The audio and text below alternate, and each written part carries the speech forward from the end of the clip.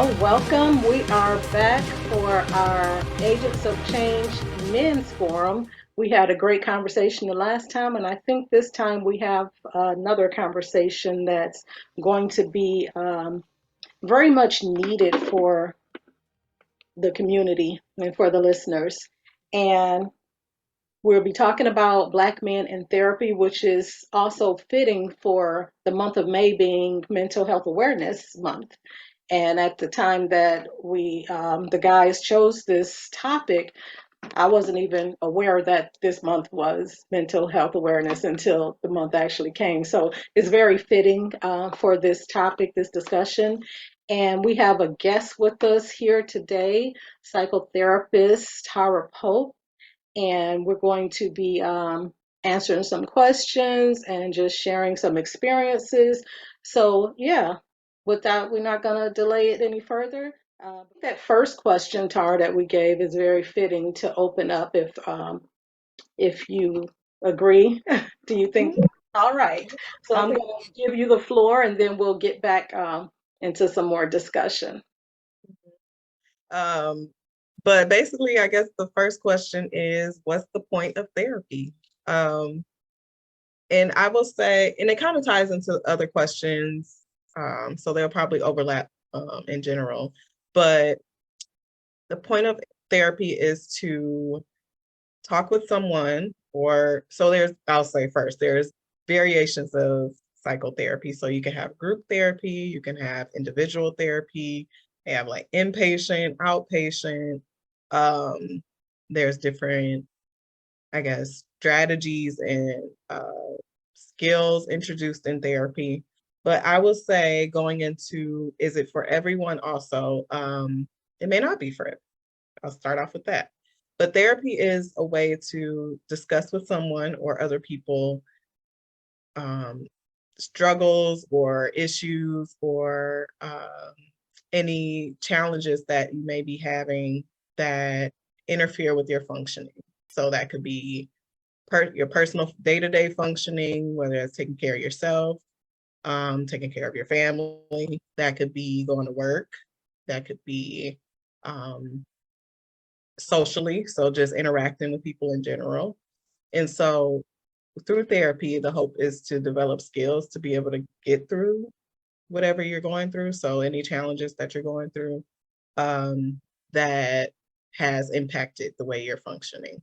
So those skills can look like just developing better communication skills. That could be taking better care of yourself. So self-care.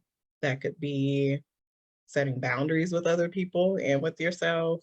And going into more of it may not be for everybody, is because some of these skills people may learn on their own.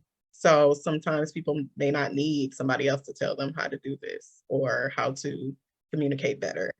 Um, so therapy is a way of introducing those things that people may not have learned or had for themselves already, and helping to lead them to better functioning, better lives, and using those skills on their own. That's the gist of therapy. Well, that's good for laying that foundation of therapy and what it's about and letting us know it's not for everybody.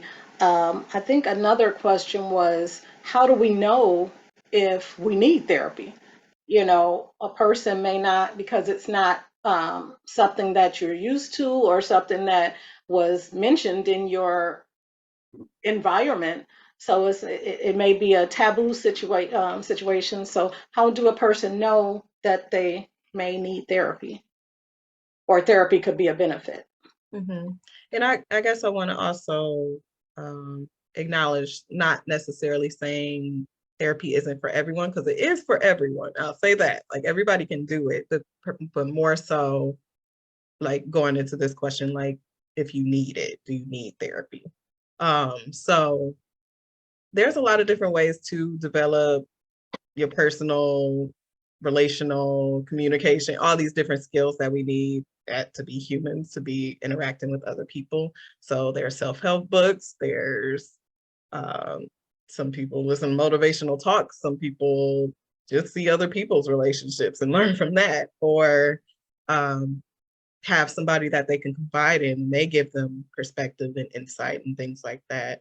Especially in the church, if you have ministers or pastors or even just another um, congregation member that you feel comfortable with talking with to kind of give you a different perspective to learn from.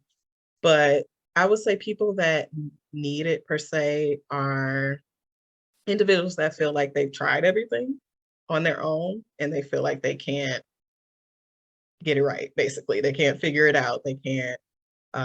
The people they're talking to are not giving them, insight. They don't feel heard. They don't feel like other people are giving them a different perspective, or they're feeling judged by people, um, and they don't feel comfortable talking to anybody out in their personal environment. So I think having that unbiased person to where they don't know you, they don't know your situation, they don't know the people in your life, they can kind of give you a semi blank slate. I say semi because everybody has their own experiences and things that may impact how they view your situation, but just the fact that they don't know your specific situation could be a benefit to you getting the help that you need. That's real good. And I know the last time the men spoke, they talked about trust. And one of those, I think Robert brought it up, how we can talk to strangers more easily than we can talk to our families. And it's kind of odd that that is the, that's the case, that we feel more comfortable with a stranger. And I just wanted to give opportunity for any of the men, if you have an experience with therapy, if you wanted to share whether it was a negative experience or a positive experience or something to shed light. So if anybody wants to go ahead, you can go ahead and unmute yourself. Yeah, so I can talk about my experience. It wasn't negative. It was mostly positive, but long story short, I'm no longer seeing that specific therapist. The type of therapy that I was receiving at that moment was something called EMDR therapy, which wasn't something I was familiar with. So I tried it just to see like, you know, what it was about. And EMDR, eye movement, I can't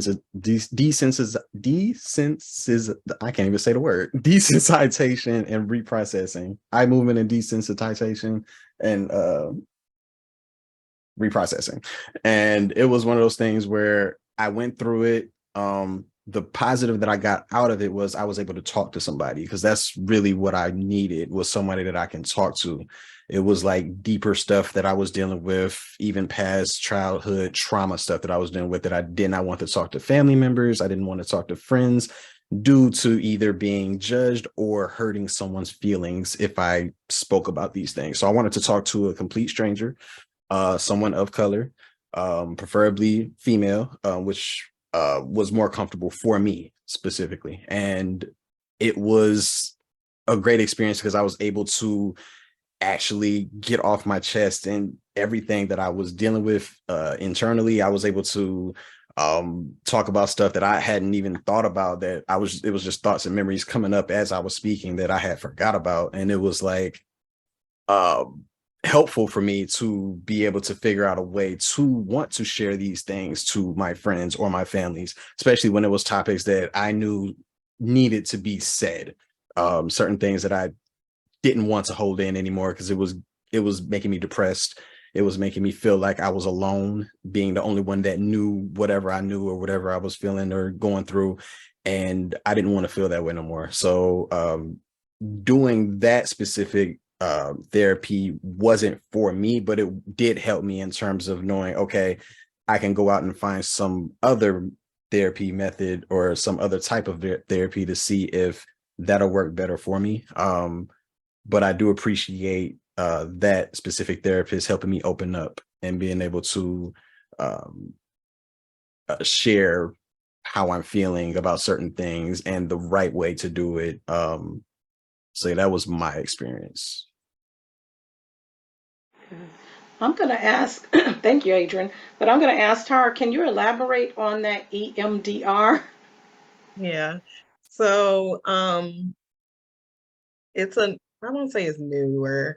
It's more not common, I'll say. I think it's becoming more common, and it's mainly therapy used for trauma, for resolving some of the trauma that people go through.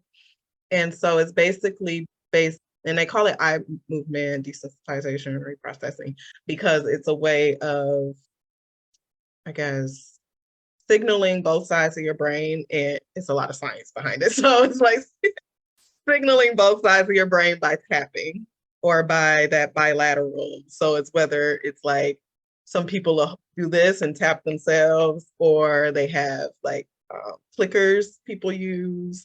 And people do it as they're talking about their trauma or talking about their past or whatever it is that they're dealing with. And it helps to kind of release some of the trauma that's been built up over the years through it. Send some articles if y'all want to read. I'm not the most neurobiological person, but yeah, basically that's the layman's terms in regards to what EMDR is. Okay, I appreciate that breaking it down for us just a little bit because Mhm. hear a lot of initial acronyms and initials and things, so it kind of give us a baseline. And Robert, he had wanted to Mhm. chime in. Well, I can somewhat identify with Adrian. I began seeing a therapist after my first cousin passed, and then feel like everything went downhill from there. Everyone just started passing, and I was and after seeing a therapist, it seemed like it stemmed from even our time in the Jeffrey projects back then, feeling set apart.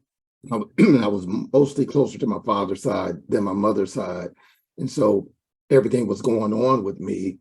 It was happening good for my brothers and sisters, but I felt as an outcast in a sense. So when my cousin passed, then next you know, other people start passing, and I was caring for my elders too on my father's side, and they start passing one after another, after another, after another. And then after my wife left, that was another issue. So what the therapist came up with from childhood, that I have suffered from abandonment issues, that someone left, no matter if they walked away or died, anyone close to me just left me. So therefore, I recall actually being in a house one time for about 2 weeks by myself, and no one knew. I went to school, dressed myself, ate and everything, but my brothers and sisters were living with other people. I was living with my mother, and at that time, she wasn't that type of nurturing person, but I stayed there and took care of myself basically. And so those things came up through therapy. And it was traumatic as an adult. It sometimes hits hard. And then once my grandmother who raised me and my father's side passed, it got worse because I was 12 and I felt responsible because she died having a heart attack fighting for custody over me. So I carried that for 20 years and cried every night for 20 years. And it released one time. I went to a church in Charlotte, North Carolina, and a pastor said, come to the altar if you have not released the trauma of a loved one, death of a loved one. And that day it was released for some reason. But that issue from her passing, because I felt she was the only one that really, really loved me, it held, it just held me captive for a long time. So I'm still seeing a therapist. I've been seeing this one therapist probably for the last 4 years. And she's Black. And my church referred me to her because when you come to our church for therapy, they don't let ministers do your therapy. They give you a professional and they pay for it. So that's how I was directed to her. And I wanted, like Adrian, I wanted a Black female. It was so ironic though. She was my marriage therapist when I was going through my divorce. That was weird, but she's very good, and she's in tune with what I go through. And it's still a daily process. It really is, because from a childhood going to adult, and then people just leave, and you still feel alone at times. And sometimes I have my moments. I recently met someone finally. I haven't been out or dated someone in years, and I've recently started dating someone I think dating. And I know this is a difference in my life, and the things that I say is different, and I don't even recognize myself anymore. I feel like I'm in high school. Um, like, you write those notes. Do you like me? I like you. Yes or no? And I'm saying things that I normally don't say, and I'm open. I don't hold things in. I'm just open to say things to her, and it is therapeutic as well, because now I feel like I have someone I can just talk to, even if it, no matter where it goes, I can talk, and I don't feel as captive as I used to. But therapy, along with having someone that allows you to be yourself, it works.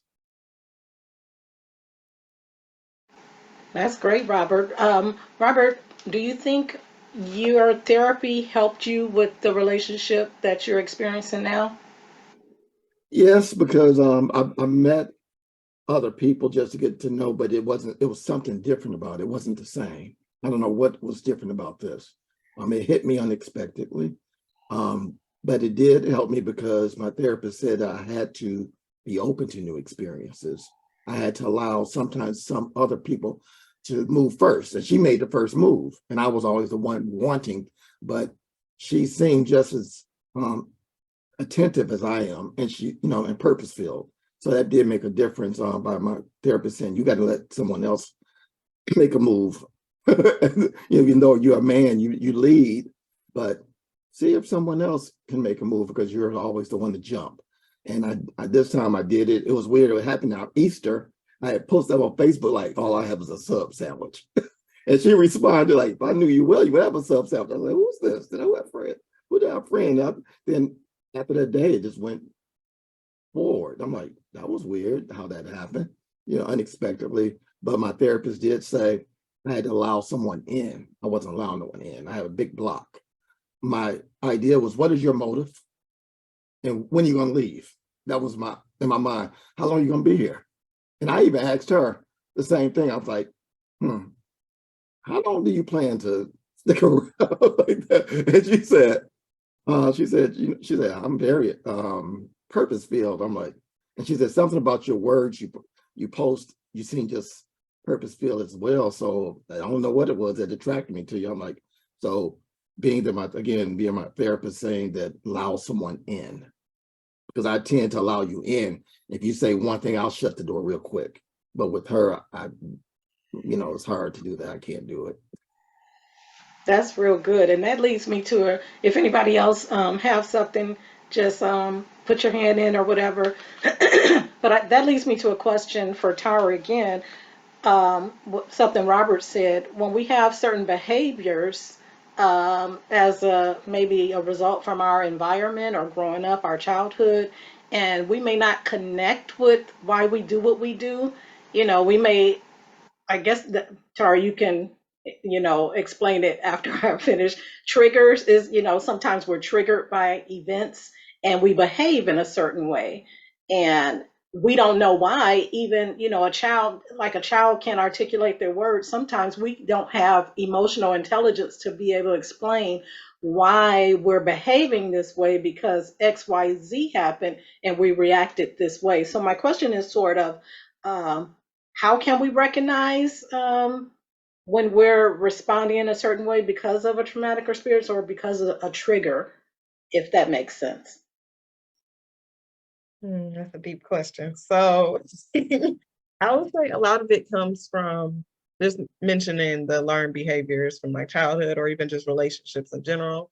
I think with Robert mentioning, seeing his progress basically in his relationship, because we're as human beings, we're social, we're relational people. So that's where a lot of our things show up. And so like with you mentioning, we may react a certain way to a certain trigger. We may, so like Robert saying, like, how long are you gonna be here? Because I'm used to people leaving. I'm used to people not being here. So that probably was attached to him having that guard up because I don't want to lose anybody else. So in that being said, it does take maybe multiple situations to reveal to us like maybe this not working the way I need to do something different, basically. And that's where therapy comes in, or uh, some counseling in some capacity to get to the bottom of it. And I'll say a lot of our things show up in relationships when you feel like all your relationships are failing, or you're not connecting with people, or you're not getting the desired relational experience that you want. And we may be used to shutting people out when they tell us about ourselves. We may be used to, cutting people off immediately before they cut you off, or all these different learned things. And it goes into attachment. So basically how we were raised, how our parents raised us mainly, or caregivers in general, and how our relational interactions were with them. And that, manifests in our outside relationships. So with friends, with romantic partners, other family, things like that. So you just asked mainly, is that what you asked? Like how do we recognize basically like where it comes from? Yes, that was the gist of it. How do because we have these behaviors, but me, I was kind of ignorant. Like I said, therapy was taboo. It wasn't something that we talked about. It wasn't even an option that we knew about. So me myself, and I noticed the men's forum, but so if anybody want to chime in, I'll be quiet. But just thinking when I was in my ignorance and didn't know, like, oh, it's for crazy people. It's not for everyday people like the people on this screen. It's like you just figure it out. You suck it up, buttercup. You do what you have to do to survive, and that could be traumatic in itself because we're not able to get what we need emotionally. But we don't know what we don't know. So yeah, that was just my comment. If any, like I said, any men just chime in. But I did have another question in choosing a therapist. It was interesting that both Robert and Adrian chose women, and I'm interested in any of the other guys, or even if Tara want to elaborate on how to choose or how choosing our therapist, works into that therapy situation. So how can choosing the right therapist or what works for us is no, I don't think it's a right or a wrong, but just a personal preference. And I'll go to Adrian, or I'll go to Tara and then Adrian. I just wanted to say real quick, even though my preference was a Black female therapist, for me it's also the same with doctors and everything too. It's more of a like comfort for me. Just dealing with, again, past trauma I dealt with and stuff like that. In terms of doctors, therapists, just anything in like that type of field. That's what I would prefer. Just want to add that too. Yeah, and I'll say people do start off with preferences, but I'll say some people don't know where to go in regards to how to choose. I'll plug psychologytoday.com. They have like a lot of you can really filter your choices down by insurance, by location, by gender, religion, language, all these different things, and even type of therapy that they do. So like Adrian has somebody with EMDR. So if you wanted to find somebody with another therapy where it's just, whatever. But outside of that, even if you do filter it down, the first one may not be the one for you. So even finding like, like, oh, this person, like even have pictures, you see this person like, oh, they look like they're, won't judge me, that they're a good listener, that they're friendly, all these different things, and then end up like not connecting. So it's definitely still a relationship. And I'll say I understand Adrian's perspective with getting a doctor that you feel comfortable with. And I'll say with a therapist it's even more deeper than that, in regards to that connection. Because even if you have, like I would feel comfortable with a maybe Black female therapist around my age, and sometimes they might not still connect with me and I may need somebody else. So it's okay to shop around basically for therapists if that first one doesn't work out. Because that's why they're out there. But of course you have situations where maybe a lot of people don't take their insurance, or location, all these different things that may get in the way. So having patience in a sense of finding that person that you feel will be a good fit. Yeah, so Well, I can say I can again identify with Adrian. We're like on that same spectrum in a sense. My doctor is a Black female, and I found she specialized in Black men's health. I chose her, but also I found that as Black men growing up, we found that it's kind of taboo with Black men even to connect emotionally.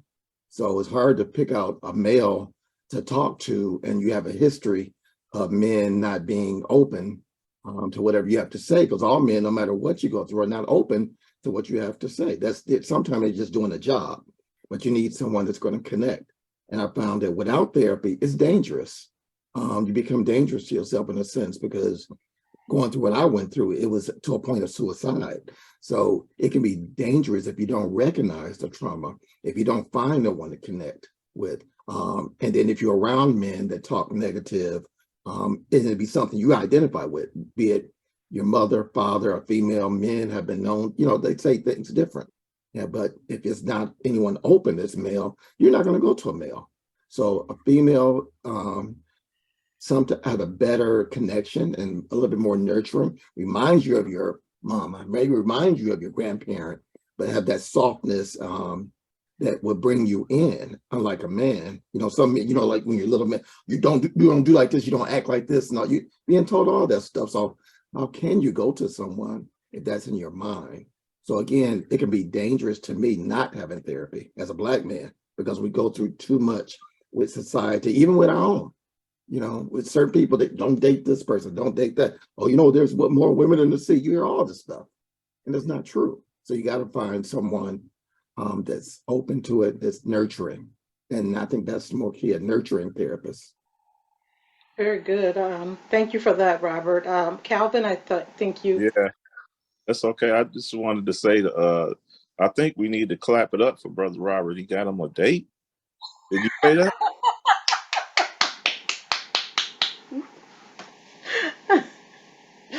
She's more than just a date. What they say, she brown sugar. That didn't just slide by us now. Come on now. Right. We talked about this Like the movie, she day, brown sugar. that long. Oh yeah, we was gonna wait till the recording stopped to get into that, but no. Shoot, we need to talk. No, but that's great, man. I appreciate that, man.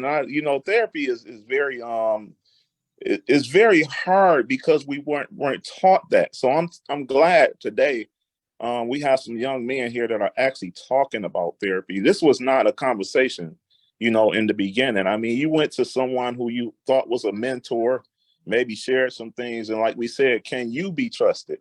What I'm gonna give you, or the information that I'm gonna give you. So that's very important, to see someone that's even trying, even though they've been hurt, through other men. So I just thank God for you young guys, even saying that, therapy has helped you, and you chose a therapist that can help you, which can tap into your emotional uh, intelligence. So emotional intelligence was something that wasn't even taught of. It was never taught to a man. It was taught to be hard. What you crying for? You know what I'm saying? What is those tears about? You know what I'm saying? Straighten it up. Pull your pants up. Let's go. You got to be tough. So to tap into your emotional intelligence is something that we really have to study and really tap ourselves into. And most women are able to help you with that, because you don't have to be so hard in front of them. We always trying to be hard in front of men, and trying to make like it ain't nothing hurting me. You know what I'm saying? I'm not really hurting. I'm just letting it go, until it really explodes. So I just thank God for the men that's on here today, letting young men know that it's okay to have a therapist. It's okay. It's all right to talk to somebody and help them, let them walk alongside you to get you to where you need to be, to become a better man. So I thank God for that. I'm married to a therapist. I think I've been married to one since I was 12. So I get a chance to express myself more, because I have a person that really helps me with that. Because I tried not to teach my son that. You know what I'm saying? That was important too, was to let him know that I'm a father, that we can kiss on the cheek. You know what I'm saying? And we can cry together. You know what I'm saying? And we can tap into that thing that you need help. So when you need something, you can come to me, and we can talk about it. And me and you can have that conversation, and we'll find somebody to help you. I don't want you to ever think that, I'm so hard that you can't talk to. That's real good. Calvin, thank you so much for that. Tara, I saw your mic off, and then we'll go to Bob. Or Bob, you want to address it first? Okay, go ahead, Bob. Hello, can you hear me? All right, great. I have a question for Tara, and I wanted to answer the question after I finish my statement. Um, I think it's important as we talk about how we are groomed as men. I think it's important that we understand why we were taught to be hard. I think it's important to understand both sides of it. There's a reason we were taught to be, especially as Black men, to be hard, because there was a time we had to be because of circumstances, because really there was a lot of opposition, and sometimes it might seem heartless. A person might say, well, what are those tears about? Well, what they were really telling us in some cases, you don't have time for tears, and we didn't. And it's unfortunately, it's an extreme. And you go to an extreme and it's like, okay, well, you always got to be hard. They forgot the other part. So I appreciate therapy and people that are willing to say, listen, there's more than one side of your life. You're not just one thing. But it is important to understand that there is a time and place for everything under the sun. Because when I was coming up, my grandmother, I would get beat down in the street, and my grandmother would look at me and say, stop crying. And at first it seemed like she was heartless. And don't you see that I just got beat up? But what she was really telling me is you can't spend your life like that. You gotta stick up for yourself. And to me, therapy is a way of really sticking up for yourself and putting aside what other people have to say about, you're crazy, you're nuts, this, that, and the other. No, it's a means of sticking up for yourself. But my question for Tara, and what I would like her to answer or speak to for me, is what type of outcomes have you experienced as a therapist that are positive outcomes? And could you give me a couple of scenarios where people came to you one way and they left with a different perspective? Could you do that for me? Of course, that's the best part to talk about. So outcomes. I would just speak on like experience first with I've had with clients. So I've had a majority of women, not surprisingly, because that's why we're here talking about therapy with men. But and I guess I'll speak on the one client I had that was male, and him coming into therapy, grieving loss, grieving relationship, grieving death loss, and then relationship loss as well from his mother and his aunt, I believe. And kind of being in a space of feeling alone, or a space of feeling not heard, space of kind of ruminating. So like dwelling on those thoughts over and over again of the loss. So like grieving him and his mother's relationship, like, why does she have to be this way? Why, what does this say about me, basically? All these different things. And so coming to a place of acceptance towards the end, acceptance and recognizing maybe those thoughts won't ever go away, but I'm able to manage them. I'm able to function and live life, move forward, have hope for the future, and still, grieve those relationships and loss. And that's something I wanted to touch on too, that therapy is not a cure for life, basically. We go through something every day, every week that stresses us out, that, makes us grieve the situation, makes us angry, all these different emotions that we feel, to where it's not a point to get rid of these things because we're going to experience them, but it is to tolerate them, to be able to live life and manage them, and be able to still function in every aspect of our lives. So that was one outcome. let's say another one. I'll say another one in regards to, yeah, I had a lot of people have lost. So another grieving person that kind of has some PTSD in regards to it. So like with that, when you can kind of tell some PTSD is when you have the thoughts, like intrusive thoughts about the situation. You avoid situations. So this person, she avoided the phone because that's how she found out her nephew was killed, or she avoids talking about it with family and friends, and wanted to avoid thinking about him.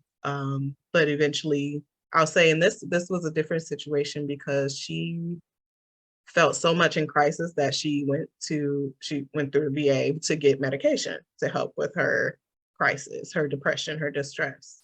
And it helped. It helped her be able to receive what I was telling her, receive the skills that we came up with together during therapy. And she's no longer avoiding thinking about her nephew or talking about him. Even like having moments to remember him and to memorialize his life. So those are a couple of situations. And I also wanted to touch on, Bobby, what you were saying in regards to kind of the socialization of men, like why men were raised this way, why men were told to stop crying, don't be so emotional, keep moving, basically. And yeah, it's that what society has brought us up as, from starting from slavery, like we had to fend for ourselves. We had to, and I want to say that you mentioned your grandmother said that. I want to elaborate on Kelvin and saying like, women aren't always nurturing, women aren't always, the ones showing the empathy and the sympathy and all those things. They're maintaining that socialization of men, like, get up, why are you crying? Even in romantic relationships, I don't want a man that's crying, I want him, and to where that becomes an issue in that relationship, and that man feels like literally he can't go anywhere to talk to anybody in his life when he's dealing with emotions or stress. Yeah, and I guess my dissertation that I research right now is intergenerational trauma. So those things stemming from your parents and your grandparents and all, especially within the Black American families, and the continuation of that with just society, not even from our family, but from the police, from our bosses, from the church, from all these different areas in our lives. That's a continuation of these things that make mental health a stigma, because we're told to be so hard and to be, I guess, angry in a sense. And Bobby, you mentioned like the action behind like needing it to keep moving. And I'm like, I feel like anger was seen as action for Black people. Like if I'm not showing that, people can't walk all over me, if I'm not, showing I'm the biggest, strongest person in the room when somebody offends me, then that's not acceptable. Like I'm seen as small, I'm seen as weak, I'm seen as, vulnerable in a sense. So yeah, just want to touch on those. Thank you so much, Tara. And I saw Calvin had his hand up.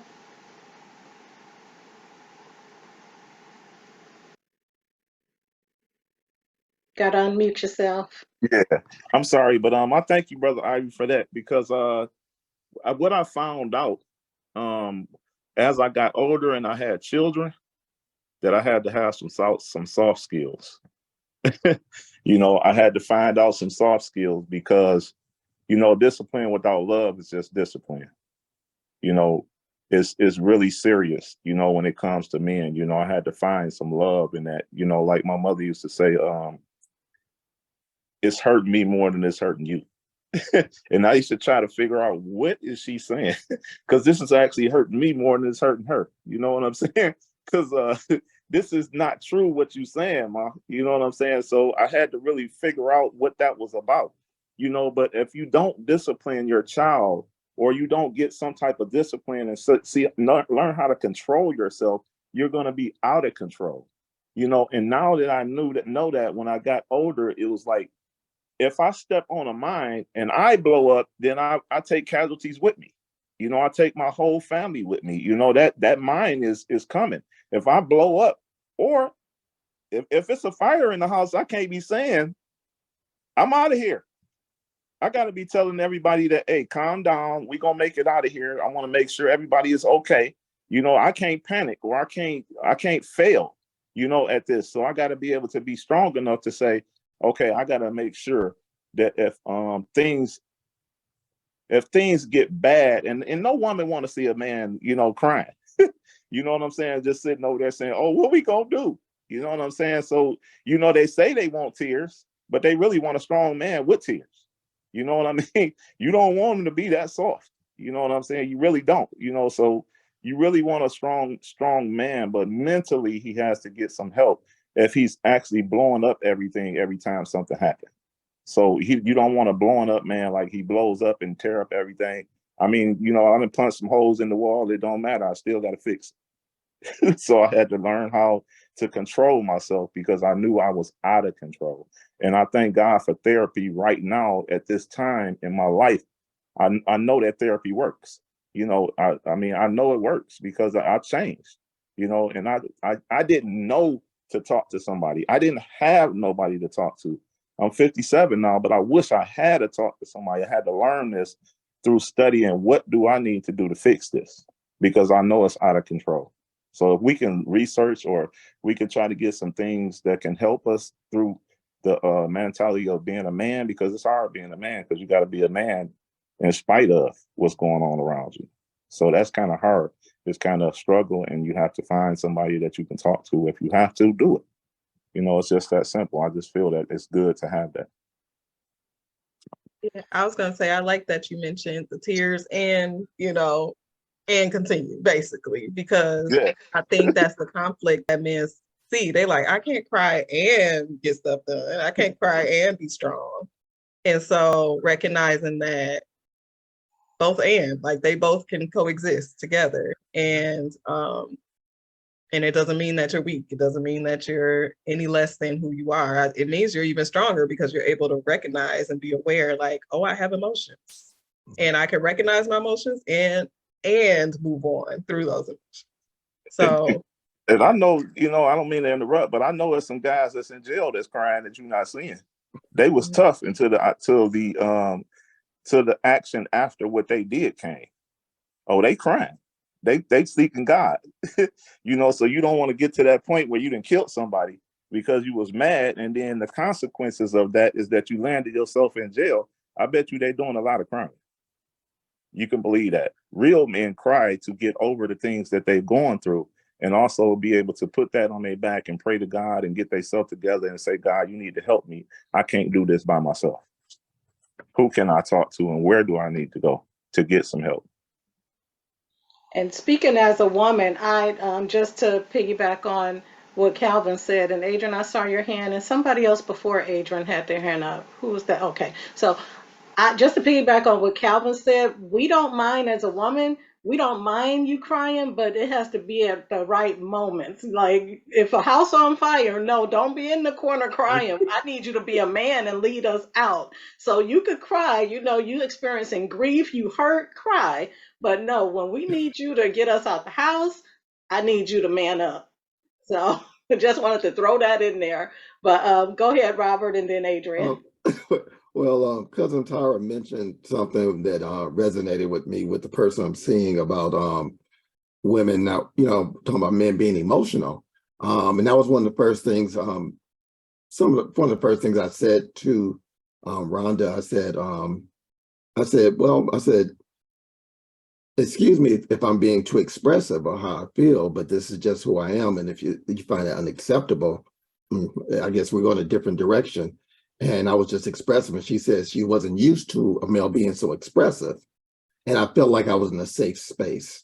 So once I felt like I was in a safe space, it opened the door more. Because again, as men, I mentioned that, I said, you know, as a male, you hear some women saying, oh girl, he too emotional and all that stuff.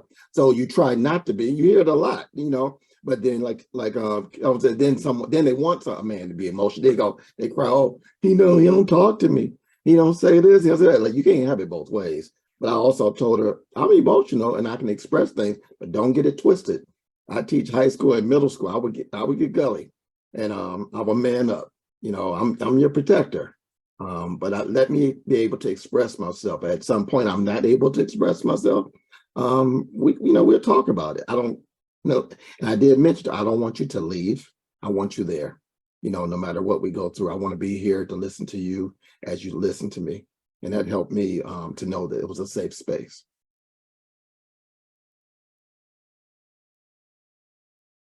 That's great. Thanks, Robert, for sharing that. Adrian? Yeah, I just want to touch back on what Kelvin, which I appreciate you talking about the your relationship with your kids and having that balance between being strong and firm, but yet emotional at the same time, which is it's a tough balance. But for me, as someone who's the youngest or one of the younger male in the group, I grew up in school, hard, tough. I wasn't emotional in school at all. It wasn't up until I got out of high school and college. It was like, okay, I'm in and out of these relationships. I see why. It's mostly me.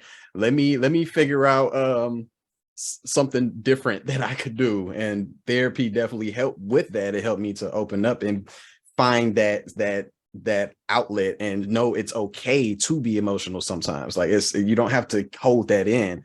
As someone who literally now at my age can sit in front of a sad movie and tear up, like it's crazy. But at the same time, instilling that in my son, letting him know, look, it's okay to feel this way. And he's at that age where he's the terrible too. So he's like, his emotions are all over the place. Like he's he's something else. But letting them know it's okay to be angry, it's okay to throw a toy, it's okay to feel that way, but you got to still respect your mother, your father, don't hit, don't stuff like that. So I'm glad you talked about that and being a male and having to balance that in yourself, because I also work on that as well. And this is not a jab at you, father, I promise, but I didn't get that from my father. So I wanted to make sure I instilled that into my son. One thing I did learn from my father was how to treat my wife, and I appreciate that. But when it came to kids, it was a different scenario.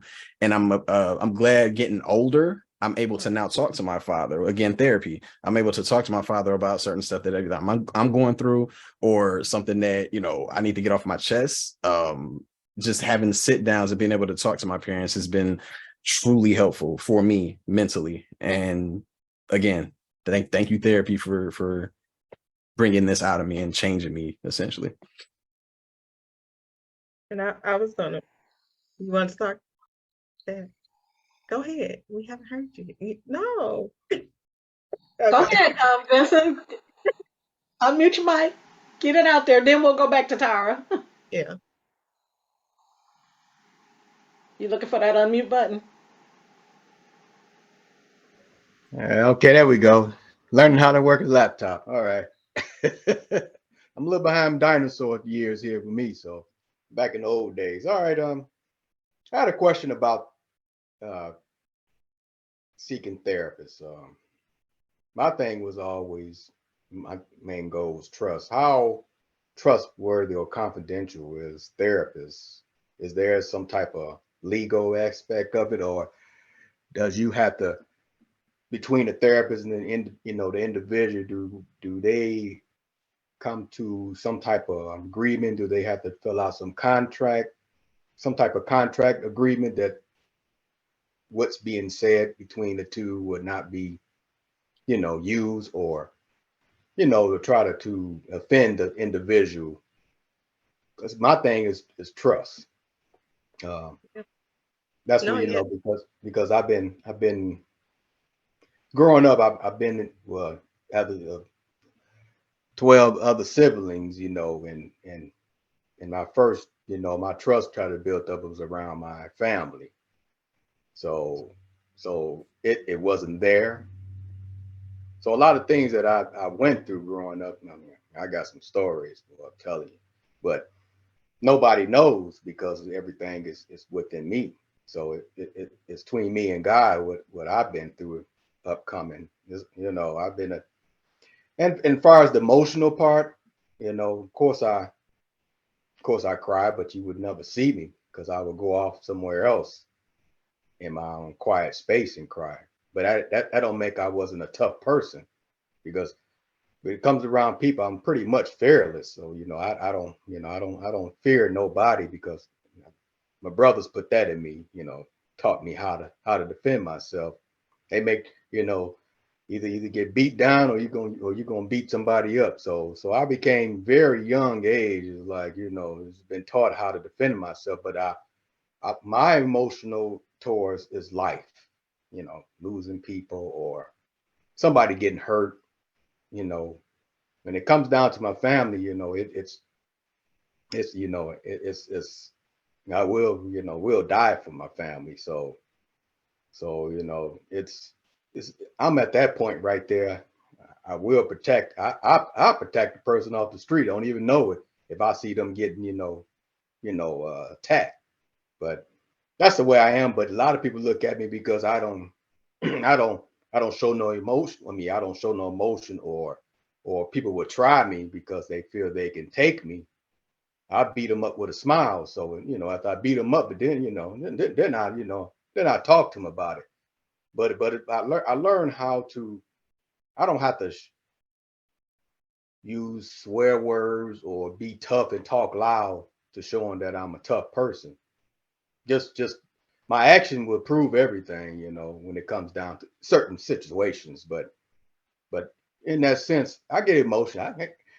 They don't see me in the theater room. I see a movie, but it depends on what type of what emotional part is. Tears up in my eyes because that part really moved me. So I can say I don't cry, but I just want to know the part about the confidential part. That's the reason why I never, when somebody say therapist, it's just a point. Even with the pastor, talking with that pastor, I felt no confidential, no trust and no security, because I was at the point where people didn't take me seriously when I talked to them, but they could talk to me, but because everything stayed with me, because I know how they feel, because I want the same treatment. And that's all I wanted to share. So yeah. No, yeah, and I understand, the concern with confidence, because that's the premise of therapy, that trust. That's the main thing. And yeah, so with therapy, and therapists, especially if you go through your insurance, especially if but I'll say yeah, any therapist that you come across in general is going to have some type of consent to, do therapy with you, as well as confidentiality, rights and limitations and all that. So basically our spiel as therapists is everything between you and me we talk about is between us. The only limits to that would be if I feel like you're going to harm anybody else, or somebody is going to harm you, or any child abuse talked about, current child abuse, or any like elderly abuse that's currently happening. And then down the line, any legal things, but that's rare. So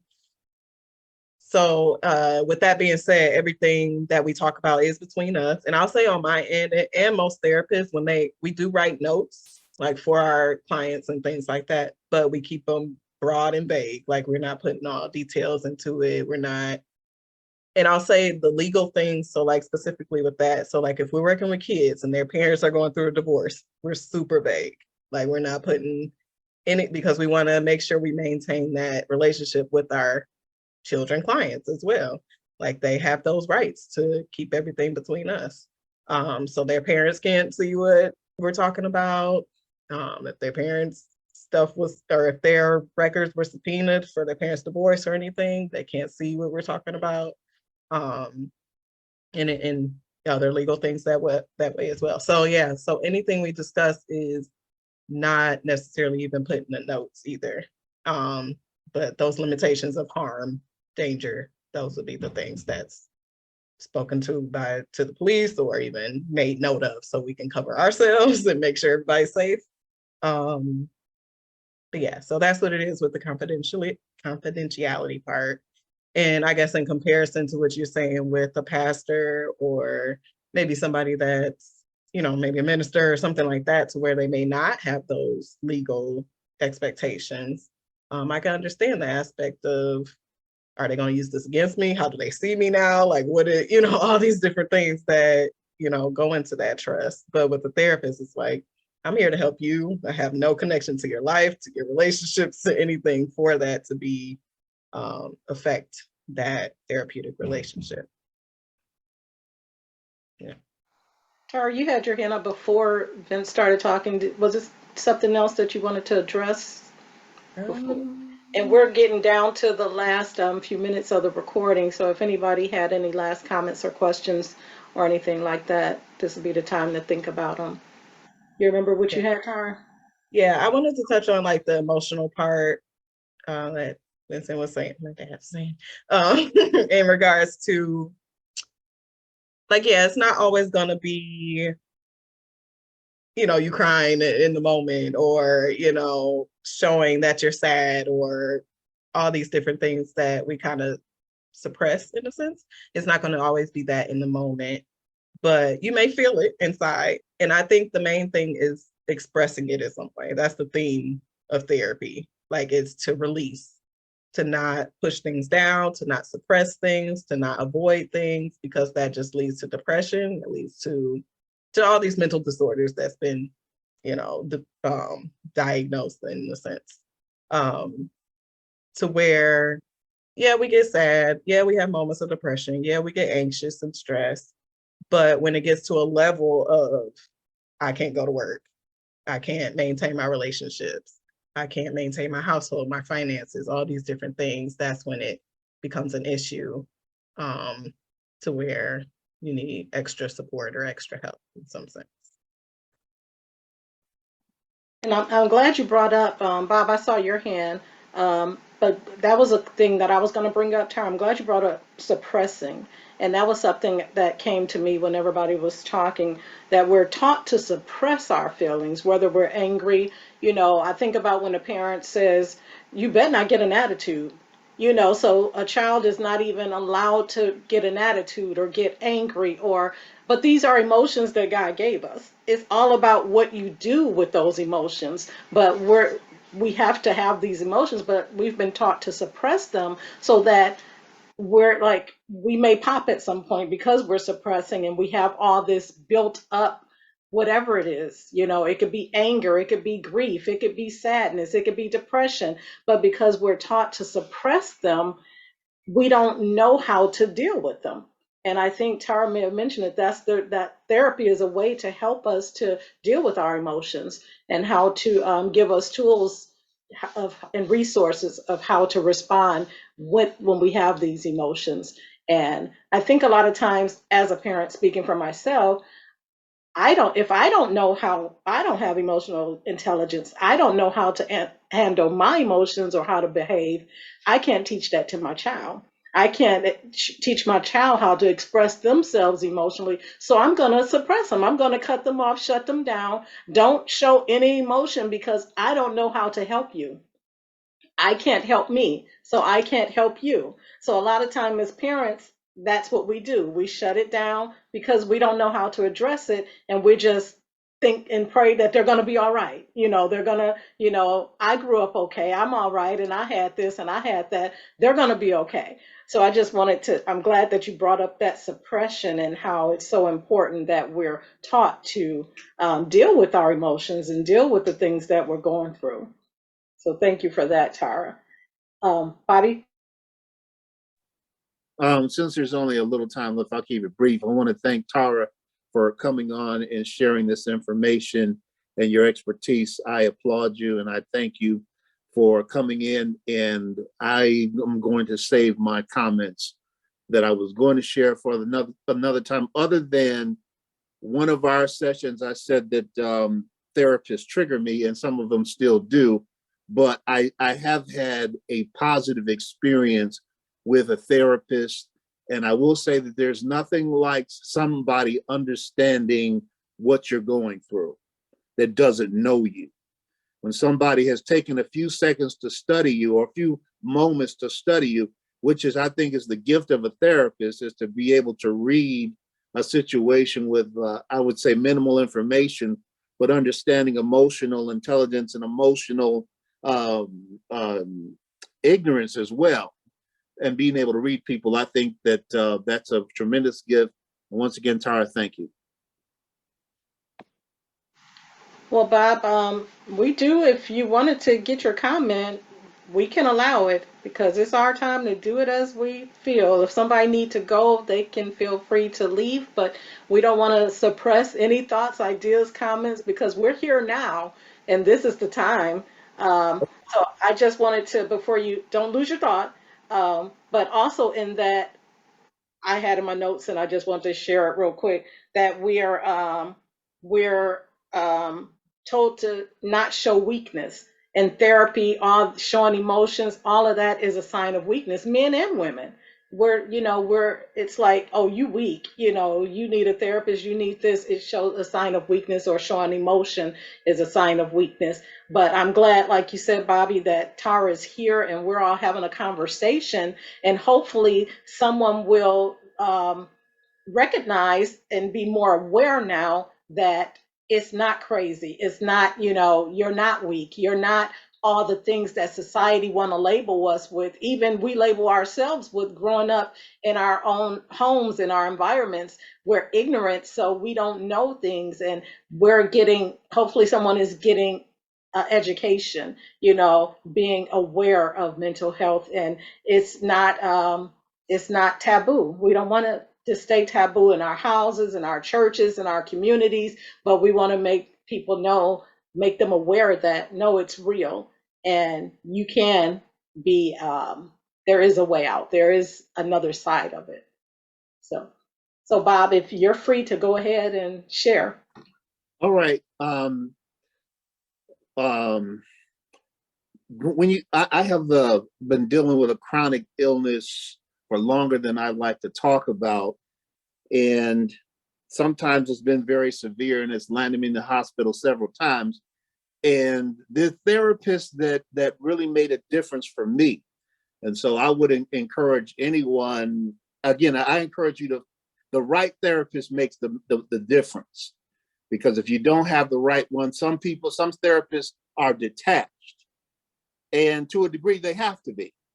They have to, and Tara, I gotta imagine that's a hard balance to strike at different times where, okay, you're hearing all of this information and you're supposed to be this professional, which you are, but I guess I'm just applauding the field, because that's a high wire act, so to speak, in my mind, trying to balance all that. But what I wanted to bring out, and perhaps for Vincent's sake, because he mentioned, a while back about, being interested and want to know more information about it. And as I said before, I had several negative experiences and only one positive. The positive experiences when I was in recovery, and I was in the rehabilitation, and the doctor came in and he showed so much empathy without me saying much of anything, because he understood what that trauma is. And a lot of people, there's a lot of guilt that comes with chronic illness, especially as a man. If you've ever been incapacitated and you can't help your wife, and a lot of things come into play, and you have to have a situation. It's important for somebody to tell you, you know what, or remind you, really, there's in certain situations, there's nothing you could do, because you got a circumstance, you got a situation. But as men, we're thinking about the way we're wired. I believe most men is we're protectors, as somebody mentioned. We'll get in the mix and we forget to show up for ourselves. And that is to get the help that we need. And it's good to hear people like Adrian and Robert and others talk about the upside and what they've experienced, and the benefit of that. And I'm hoping that hopefully nobody minds this piece airing because I think it'll help a lot of men. But the final thing I'll say about it is I reiterate, the right therapist will make the right difference for you. Doesn't matter if you need them to be black, mine wasn't black, and that wasn't a criteria for me, because what I needed was somebody to let me know that they understand my pain and that there's a place to put it, and there's that you have needs, and that you feel this way for a reason, and there are different traumas that we experience as men, that will make us better men if we have the right conversation, we have the right therapy or treatment. So that I'm going to stop right there, but I do appreciate this session. Thank you. Thank you, everybody. This has been great. Like I said, if anybody have any last thoughts, one last thing that I got again from what Bobby was saying was understood and accepted. That's the main thing I think everybody wants. We want to be understood and we want to be accepted where we are, not necessarily after we change and we got to do all this work, but no, accept me the way I am, understand or be empathetic to my situation, and then, we can go from there. But if you already shooting me down before I even get my words out, or if I see, that you're how you like a lot of men talked about observing before we interact. And if I see you, I'm observing and I see how you treat other people, I'm not, I'm not even going to go that way. But if we find someone that understands and accepts us from where we are at that moment, and we don't have to make any changes just yet, but accept me where I am, and then we can go from there.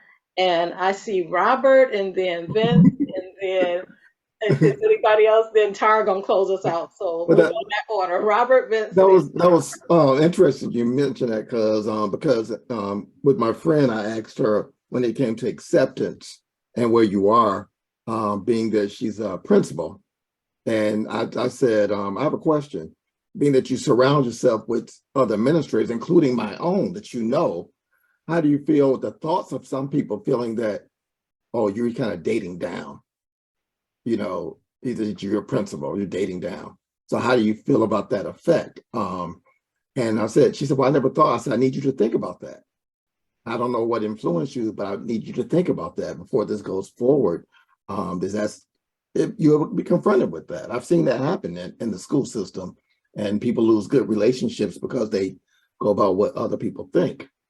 And she said, again, I never thought. I said, I need for you to think about that. I said, because that's a challenge. It'll be a challenge. You're an administrator. I'm not. I'm just a teacher. And people look at that. Well, you're dating down. You can be dating this person. And she paused, and words of a surety, we're going to be okay. So when you mentioned that, it made me think about that, being accepted where you are. Even expressing what I went through, what I've lost in my divorce, what I don't have, and going forward where I want to be, just being open and honest. This is where I am. You up here probably. I'm still probably right here. So does that bother you? And she just, with words of assurity, said, she waited and said, we're going to be okay. So I just want to mention that, because about being met where you are and accepted where you are, and to understand the route you're going and being supportive makes a difference. totally agree. Thank you for that, Robert. It's understanding and acceptance, and it sounds like she's a keeper. Vince.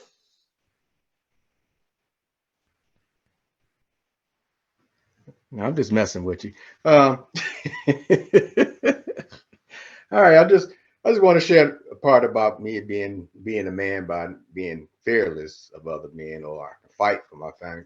But I kind of more like would say I put therapists on myself, because I examine a lot of things what I do, and a lot of things I come in active with, and a lot of things that life has to present towards me, dealing with relationships or where I be, jobs, whatever, doesn't matter. But I teaches myself to assess, assess the situation. But for me to be a man, I don't give up on any situations or circumstances, dealing with the issue, depends on what the issue is. If it's not life threatening, nobody trying to kill me, anything like that, or anything that's not going to harm me. But I taught myself how to stay in the midst. If I'm going through a relationship problem with my wife, I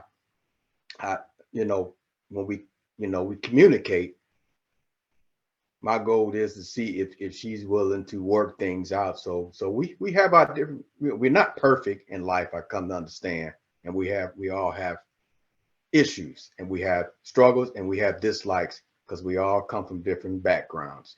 So for me to be a man, I have to stand a little higher than a relationship, dealing with my children and my wife and stuff, because I have to, because coming up from a family, my mother was divorced, and my mother, those two were separated, but the father wasn't there. So I think, me and being saved, what really got me to understand the focus point of life. So I don't take, I value life, and I don't take, take it lightly. So, that's what makes me a man, to be able to stand in the fight, because we always fighting, pretty much in a lot of relationships. Depends on what it is, but we always fighting. But if it's nobody getting harmed, we cheat, we do stuff and stuff like that, or we steal, stuff like that. But everything is, to me, is a learning process. So in other words, I learn from it, but am I gonna continue it on? What do I benefit from? That's my goal. What do I benefit from all these things? So I learned to try to better myself, of doing what I think will make things right within relationship. And also, I just want to throw that out as well. And I want to just thank Dr. Pope, Tara Pope, for her advice, and her, and sharing.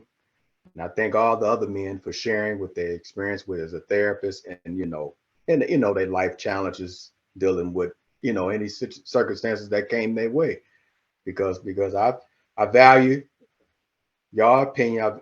I value the information that y'all share, because it helps me, and it kind of give me something to look forward to in my walk.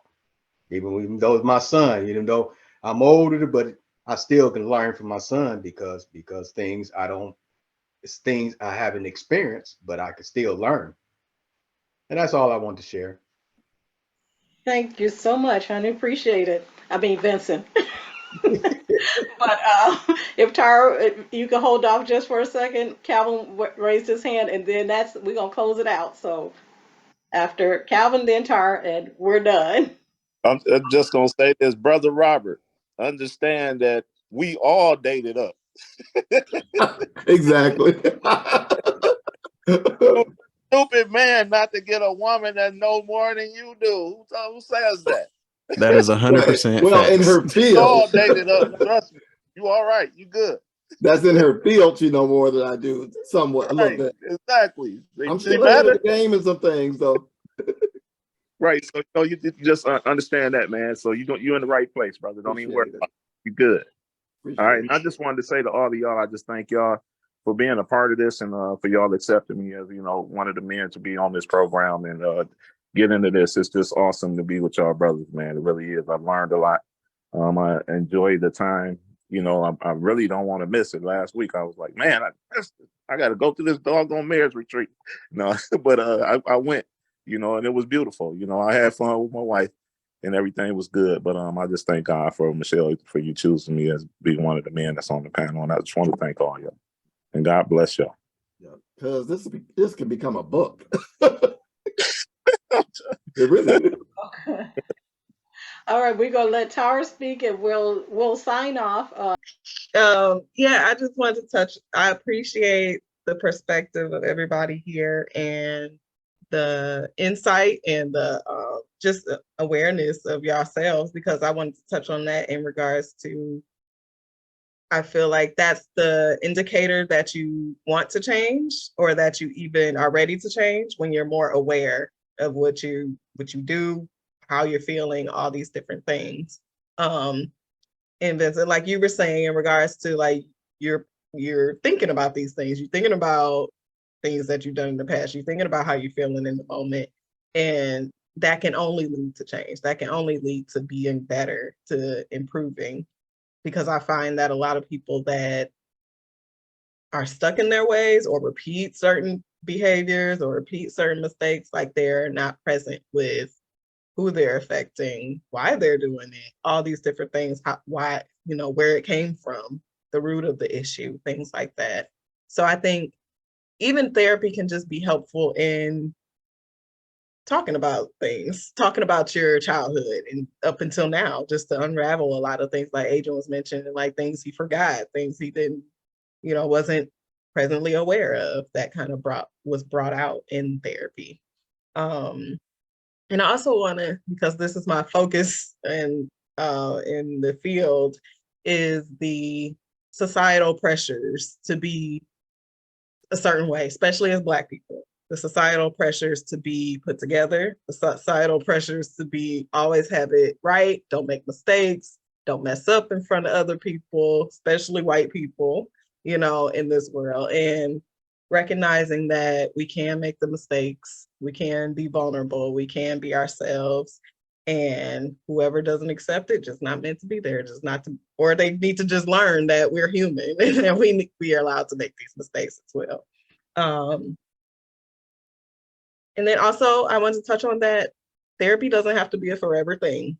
Like it's treatment. It's treatment for the present situation that you're going through. If it's you just need somebody to listen, you need to be heard, you need to express yourself, that's what it's for. You feel like you've done that appropriately, you can move on, take a pause, come back later. Maybe you're dealing with grief and loss and you try to sift through that.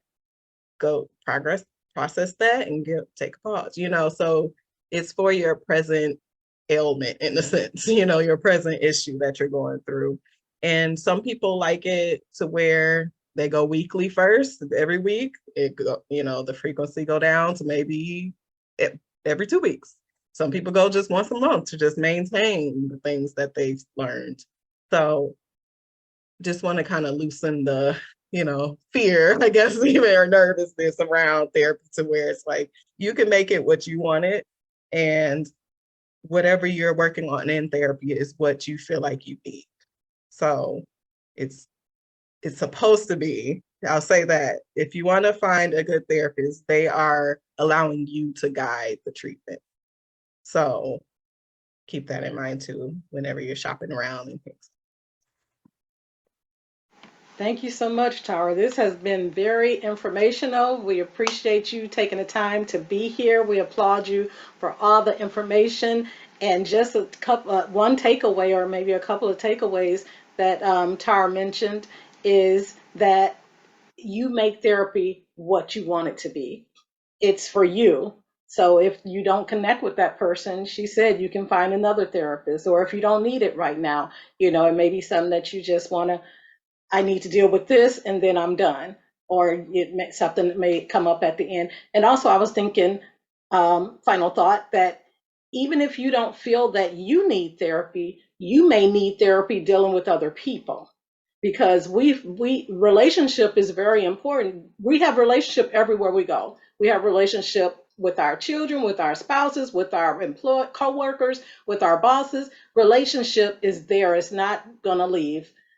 So sometimes we have to seek a way to deal with other people, their emotions, their, just so much. And you don't always want to respond you want to make sure that you're responding in the best possible way to be a representation of who you are. You don't want to, with how their behaviors are, to take you out of character. So sometimes we need that tools to deal with other people. So I just wanted to lay that out there, because some people may feel, well, I don't need therapy, but maybe you do need help with navigating relationships or navigating people in general. So I thank everyone for this this discussion, this topic on Black men in health, and we look forward to the next time that we can get together and just share a perspective, a different perspective, a male perspective with it that's an agent for change. So thank you all for listening.